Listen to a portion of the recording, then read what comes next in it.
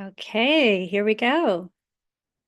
It is Tuesday, November 26th, 2 p.m. And you know what that means. It is time for the Thriving Creative podcast. I am your host, Gabrielle Senza, and I'm here with you today to talk about creative impact. And this is a subject I really love and has been an integral part of my own creative process for many decades, actually, probably. Yeah, I could probably even say from the time I started exhibiting, my work had something to do with creating a message, raising awareness about things, and things like that. So uh, we'll dive in here in 1 second. I'm just pulling together my notes and the windows so I can see what I need to see, including comments. If you decide to comment and you want to join the conversation here, I would love that. And here we go. Okay, now I think I can see the comment section. If anyone writes something, I will be able to see that. Yes. Okay, good. There we go. Okay. So thanks for being here. I'm really excited that you're joining me here on the Thriving Creative, and let's get into it. So since we are approaching Thanksgiving, it's actually in 2 days here in the United States. It's a very late Thanksgiving this year. This is a time that I like to think about as a time for gathering, for gratitude, and for giving. And it's really a perfect moment to reflect on how we as creatives can use our unique gifts to make meaningful impact in the world. That can take all different forms, and we'll get into that. You'll hear about some other creatives as well who have made making an impact an important part of their own career. So, this week's episode is all about creative impact, how we can use our art, our skills, our platforms even to create a ripple effect of positive change. And it's really about connecting with the causes we care about, supporting our communities, and making work that speaks to something greater than ourselves. So today we're exploring 4 inspiring ways to create impact through your creativity. 1, making art with purpose. 2, advocating for change through your platform. 3, collaborating with organizations and communities. And 4, raising funds or awareness through your art. So along the way, I'll share some examples from incredible artists like Ai Weiwei, Shepard Fairey, Carrie Mae Weems, JR, and Banksy. Many of these are some of my favorite artists. These are visionaries who are turning their creative passions into a force for good. Whether you're already working on a cause or just starting to wonder how you can give back, this episode will spark ideas and inspiration for using your creative talents to make a difference this season and beyond the season. I like to do projects in the spring and in the summer and in the fall. So it's not just for the holiday season. So if you want to grab a cup of tea, or if you're here listening after Thanksgiving, grab those leftovers and listen in. Let's dive into how you can channel your creativity into something bigger. So let's start with creating purpose-driven art. This is art that goes beyond self-expression to tell a story or raise awareness or start a conversation around issues that matter. Purpose-driven art doesn't just inspire, it moves people to think, feel, and even take action. I'll give a few examples here and then of other artists, and then I may share some of my own work that I've done, some of my projects. So one incredible example is the work of Ai Weiwei. Ai Weiwei is a Chinese contemporary artist and activist known for addressing human rights, freedom of expression, and social justice in his work. He's created installations that focus on the refugee crisis, human rights abuses, and government censorship. So through his art, he's giving visibility to issues that many people might otherwise overlook. It's art that challenges, art that provokes, and ultimately art that inspires action. Then there's Carrie Mae Weems, who uses photography to explore themes of race and gender and identity. Her work invites viewers to reflect on these issues from a personal and societal level, making complex subjects accessible and relatable. I really love her work, so you can look her up. If you're interested in creating purpose-driven art, ask yourself, what issues matter to me most? And how can I use my art to tell a story or start a conversation around these topics? So, for example, for me, back in the early 2000s, 2001, I started addressing issues of sexual assault, domestic violence, incest, really difficult taboo topics at the time. And it was way before the Me Too movement. It was way before people were really talking about any of this out loud with others. And even going to therapy was really difficult for people at that time, at least in my experience, and for me as well. And so one of the first really powerful projects that I did in 2001 was I created what I called the collaborative scroll, and it's a long piece of paper. And on that scroll, I wrote about my own experiences of growing up feeling invisible to those who were really supposed to protect me and care for me, and wishing to be invisible to those who were wanting to take advantage of me. And it was a really, really challenging and very confusing time in my life growing up. And then at this point, by 2001, I had done a lot of healing, a lot of therapy, a lot of somatic work and different kinds of things to work on healing all of this pain and angst and confusion in my world. So what happened is I created this scroll and I put it on this paper in an exhibition on a table. And I'd written this paragraph about this experience of growing up feeling invisible, wishing to be invisible, and actually even about like breaking that big family secret of all the incest that was going on in my family. And it was really risky. I mean, I wasn't worried about my family seeing it. It wasn't that kind of thing. It was more about like feeling so exposed and so vulnerable. And I literally, the night before the opening, thought, I can't show this. I can't include this in the show. I should cut this section off and just let it be a blank piece of paper and see what happens. People can just do whatever they want on it, right?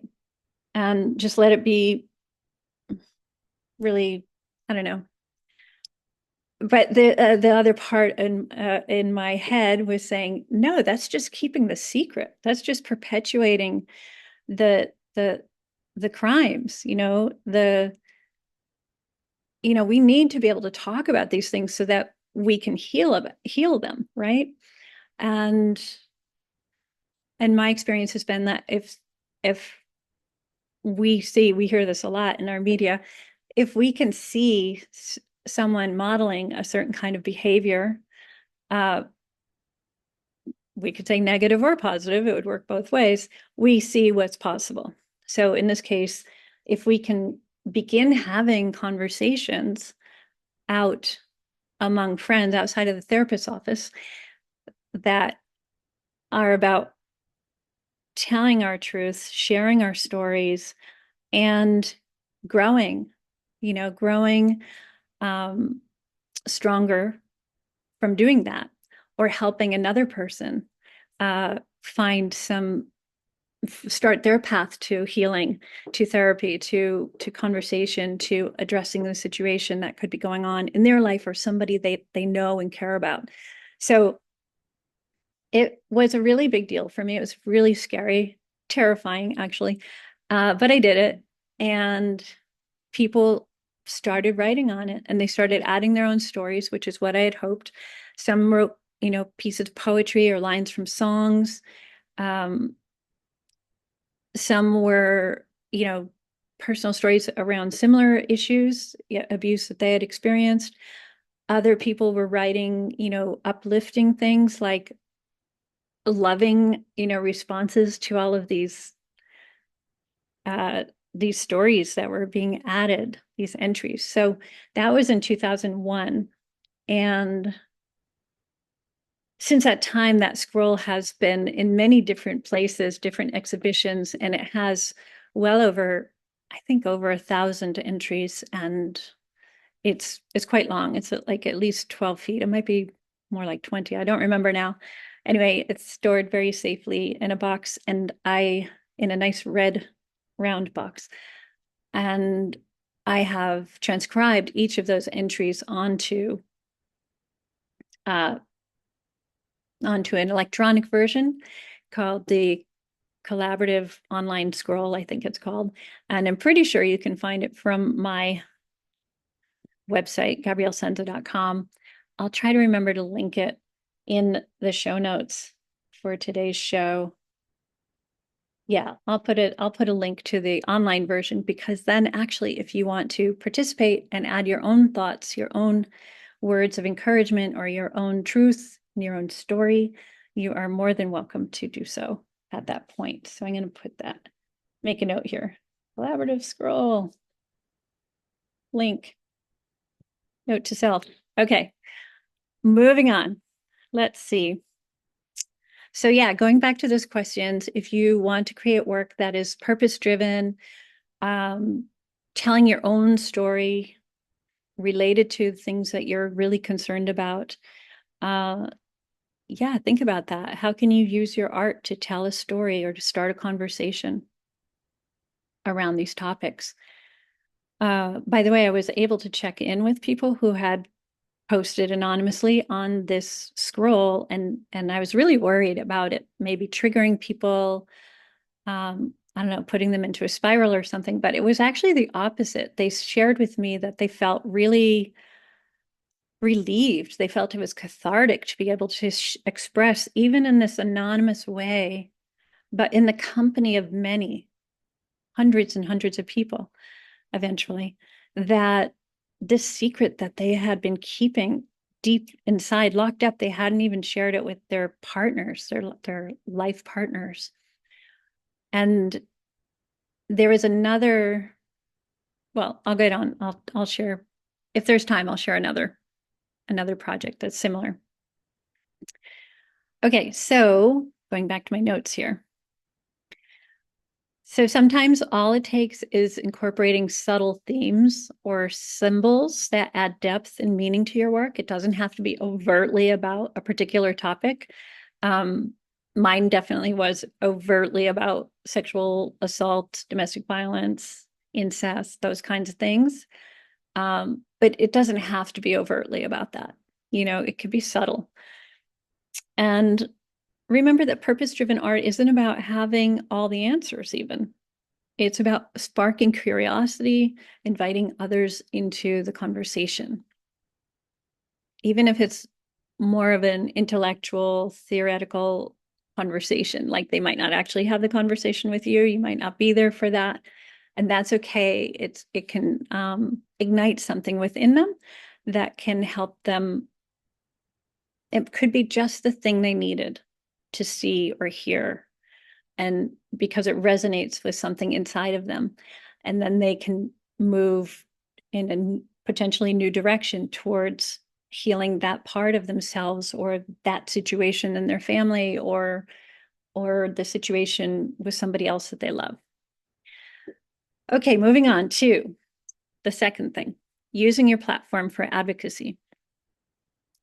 So obviously, in today's world, social media and online platforms give us a really powerful voice. Whether we have 100 followers or 100,000 followers or 1 million followers, it doesn't matter. Through social media, artists can advocate for causes and share information and amplify messages that need to be heard.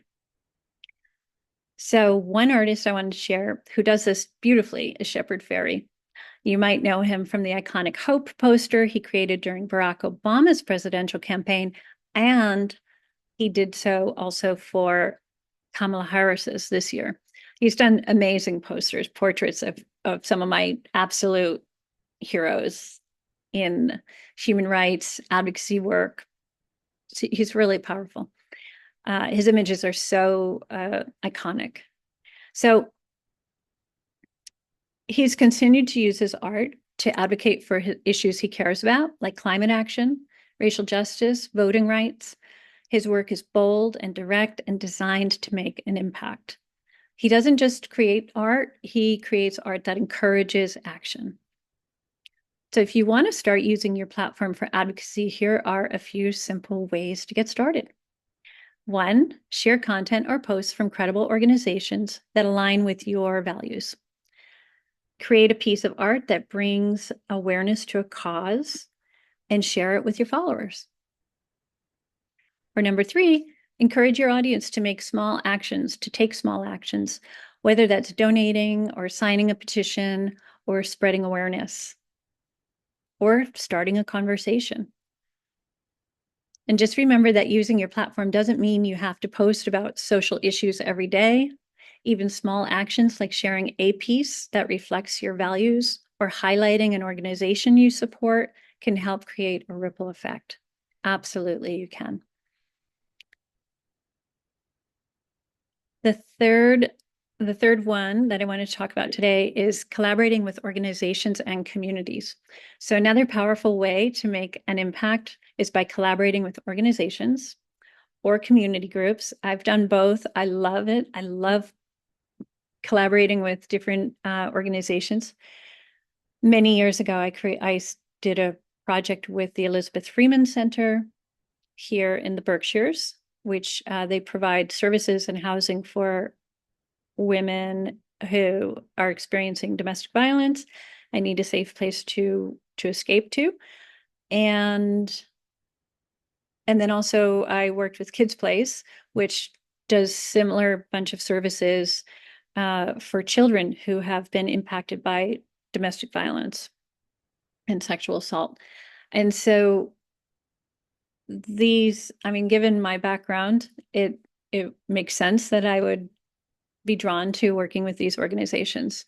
And so one of the other projects I created in 2003, and subsequently many times after that, is a piece called Walk Unafraid.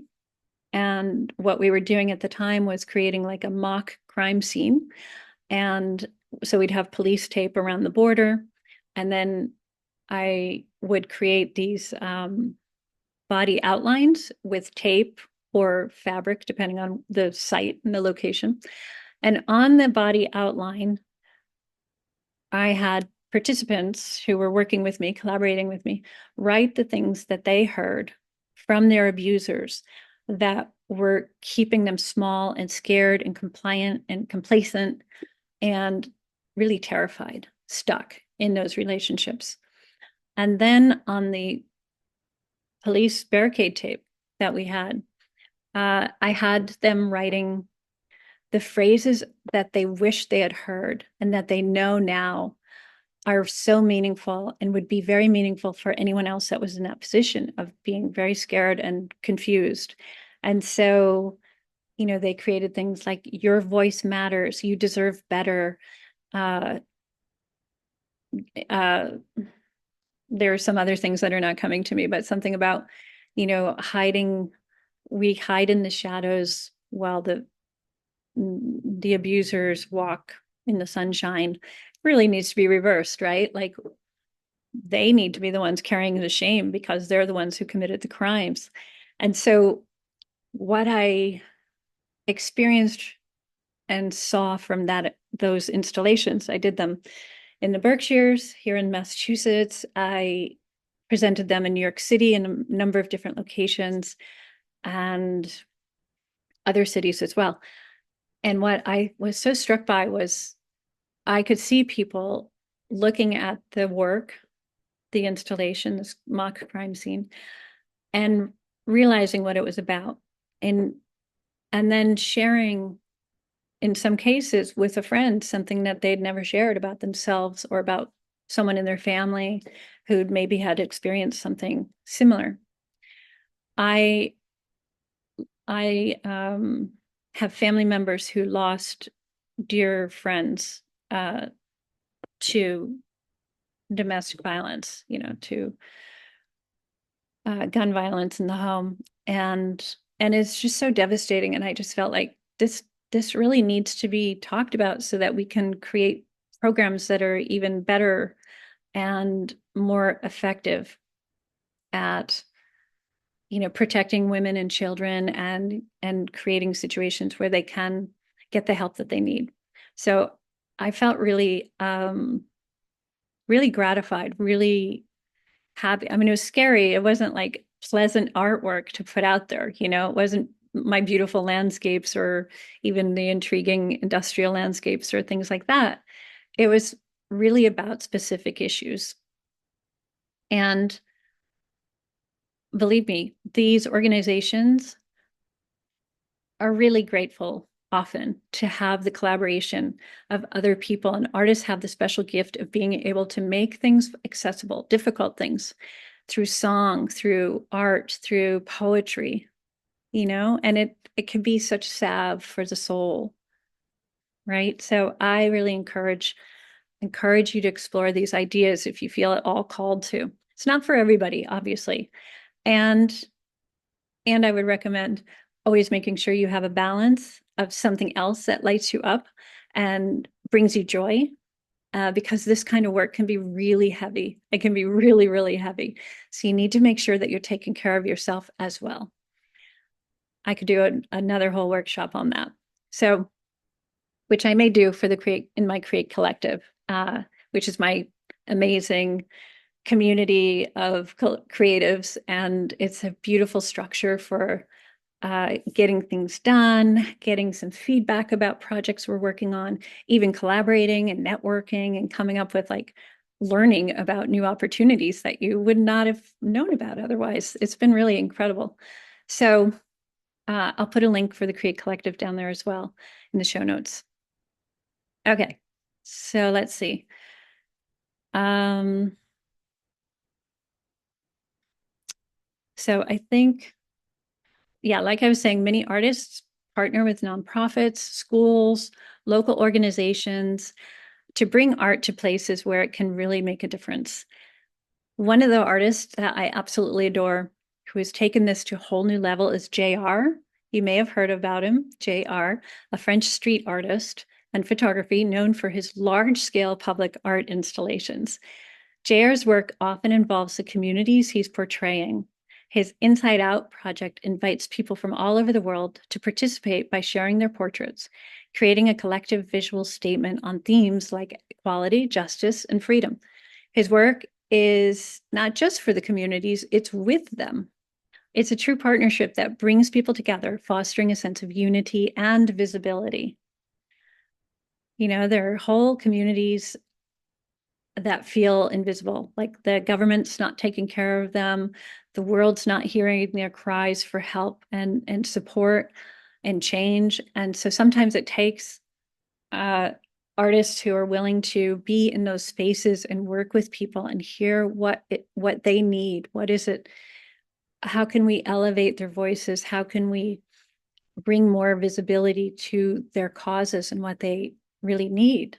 And that's not just internationally. We have these situations locally as well. So if you're interested in collaborating with organizations or communities, here are some steps to consider, okay? First, identify local or national organizations that align with your values. 2, think about what you can offer them. It could be hosting an art workshop, creating a public mural, or helping with fundraising efforts. Number 3, reach out and propose a partnership. Often nonprofits and community groups are thrilled, like I said, to collaborate with artists who can help bring their mission to life visually, or with song or poetry, as I mentioned before. Collaboration allows you to make a direct local impact, and it's also a wonderful way to connect with others who share your vision for change. So the fourth thing in this topic And we often go more in detail into some of these topics on our Thursday calls in the Create Collective. They happen on Thursday afternoons, or actually mornings, 11 to 12 Eastern. Anyway, that's part of the Create Collective. If you're interested, reach out to me. I'd love to connect with you and see if that's something that would work for you. Okay, next is raising funds or awareness through art. So here we'll talk about raising funds or raising awareness through art. Many artists use their work as a way to directly support causes by donating proceeds from sales or hosting charity auctions or creating special pieces with a cause in mind. You may have, as an artist, already found yourself being asked to donate artwork for a local fundraiser, maybe a local auction, a silent auction many times. And this is good for getting your work out there and seen. However, I definitely prefer and encourage other artists to make sure they get at least some of the sale price. You can set a minimum if you want to, but just go with what feels right. I mean, I know, many of us are very generous and want to just give everything away. And yet we're artists and we have expenses just like everybody else running a business, right? So we have our rent to pay, we have our materials, we have our packaging and our shipping and the transportation and this phone and the internet and all the things. So unless you're really independently wealthy or you just don't have to worry about it, I highly recommend that artists get at least a portion, or they have the option. They could take 50% or 40% of the sale price, or they could choose in the end to donate the full thing if they feel comfortable doing that. But it's not required. And a lot of places are getting smarter about that. They're not being quite so exploitive, I guess. Artists are often asked and told that, they'll get so much exposure, but exposure is not measurable and we can't bank it. You know what I mean? So just be aware of that. You don't have to do everything for free. I encourage you not to. And it helps also break that expectation that some people still have, like, oh, artists are so desperate, they want to have, exposure. But no, we don't want to have exposure. We want to have successful businesses, thriving businesses. That's what this is about, right? Okay, so where was I with my notes here? Okay, so one artist known for this is Banksy, for example. His work may be anonymous, but Banksy has raised significant funds for causes like refugee support through auctions and special releases. Even artists who keep a low profile can make a huge impact when they direct the profits from their work towards meaningful causes.